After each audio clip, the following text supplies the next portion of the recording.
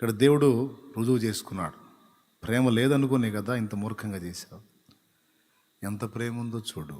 ఎంత ప్రేమ అంటే, నీకోసం నువ్వు చేసిన బుద్ధిహీనమైన పనికి నీకోసం నా ప్రాణం నిలువు నా ధారపోసేంత ప్రేమ నాకు.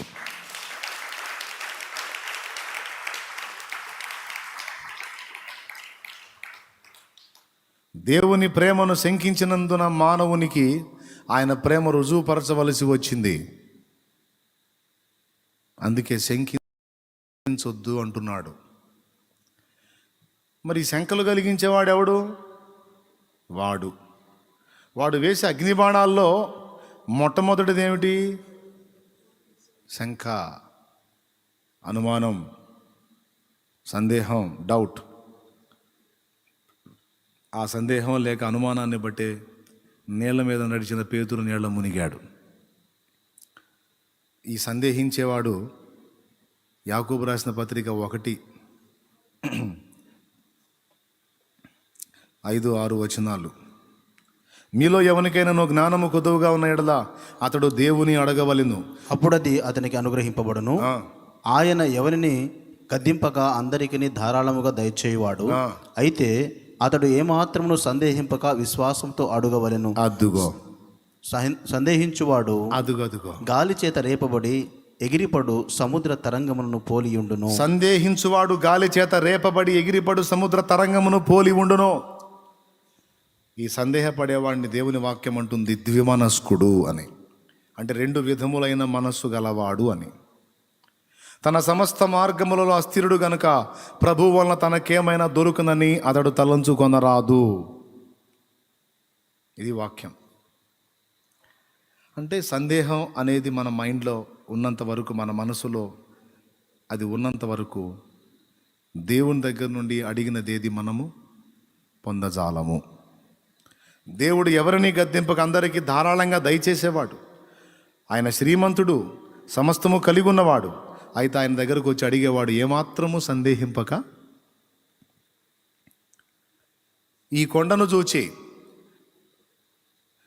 నీవు లేచి ఆ సముద్రంలో పడుమని తన మనస్సున ఏమాత్రము సందేహింపక ఒకడు పలికితే అది అలాగూ జరుగుందని మీతో నిశ్చయముగా చెప్పుచున్నాను అన్నాడు యేసయ్య. Praise the lord. సందేహం లేకుండా ఆ మాట చెప్పాలి. అది పలికినది నెరవేరుందని నమ్మాలి. అందుకే విశ్వాసం అనే డాలును వాడమన్నాడు. ఎందుకంటే దానికి ఆపోజిట్లో వచ్చే బాణాలు సందేహం, అనుమానం, డౌట్, శంక. ఒకవేళ మనిషి మీద నీకు అయి ఉంటే తప్పు లేదు, మనుషులు నమ్మదగిన వారు కారు కాబట్టి. కానీ దేవుని మీద నీకు అవి రాకూడదు.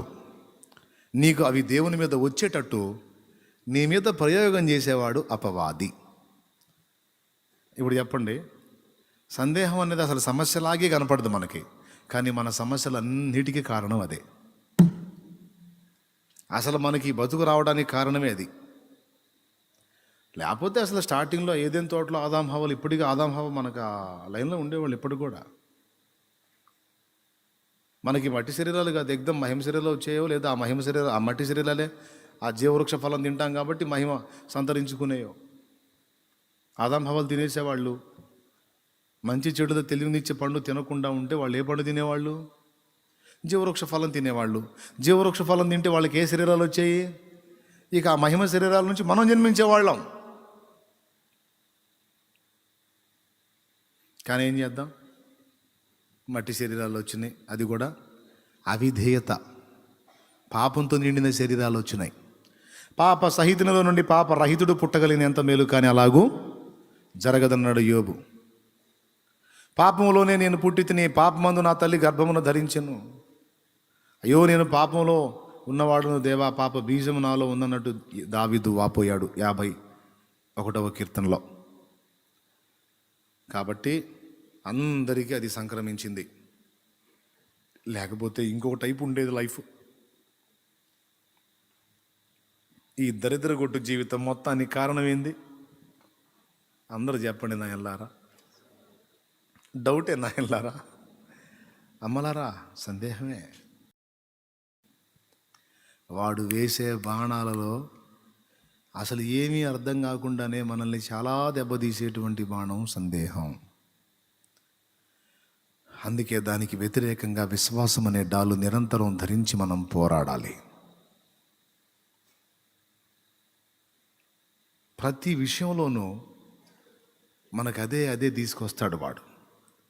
నీ శరీర సంబంధమైన జీవితానికి సంబంధించిన విషయాల్లో కానీ, ఆత్మ సంబంధమైన జీవితంలో విషయాలకు కానీ నీవు దేవుని యొద్ద నుండి ఏమీ పొందకుండానట్లు, దేవుడు నీకు ఇవ్వగోరినవి కూడా నీవు స్వతంత్రించుకొనకుండా ఉండునట్లు వాడు నిరంతరం నీ మీద చేసేటువంటి దాడుల్లో ఒక దాడి ఈ సందేహం లేక, డౌట్ లేక, శంక లేక, అనుమానం అనేవి నీ మనసులో మొలకెత్తించడం వాడు రెగ్యులర్గా చేసే పని.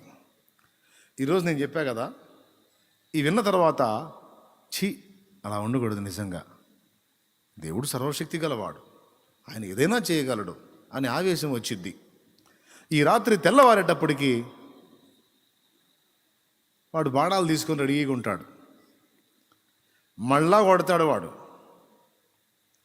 ఇప్పుడు నువ్వు చేయాల్సింది ఏంటంటే, ఈ జీవితకాలం మొత్తంలో వాడు అటాక్ చేస్తానే ఉంటాడు వాటితో. జీవితకాలం మొత్తం విశ్వాసం అనే దాన్ని డాలుగా అడ్డం పెడతానే ఉండాలి నువ్వు.